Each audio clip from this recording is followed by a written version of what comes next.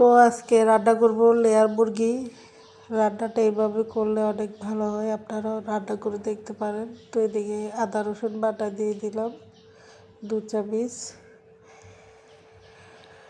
তো এখানে দিয়ে দিচ্ছি এখন মরিচের গুঁড়া 2 চামচ, হলুদ 1 চামচ আর জিরার গুঁড়ি দিয়ে দিলাম। দিয়ে এখন ভালো করে কষাই নিতেছি।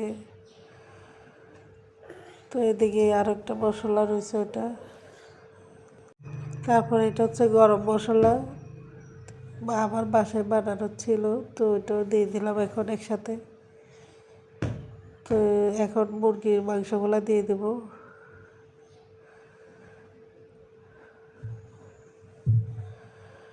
তো মাংসটা আমি 10-15 মিনিট এভাবে কষাবো, পরে গরম পানি দেবো। আর আপনারাও চাই গরম পানি দেওয়ার চেষ্টা করবেন। তারপরে সাথে 2টা রসুনও দিয়ে দিচ্ছি, আমার মন চাইলো তাই। তো এখন রান্না অলমোস্ট হয়ে গেছে।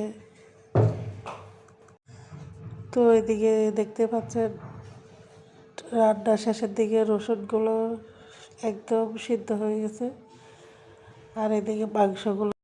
তো আর কিছুক্ষণ জাল দিব, কেননা এগুলো দেশি মুরগির মতো সিদ্ধ হতে চায় না, তাই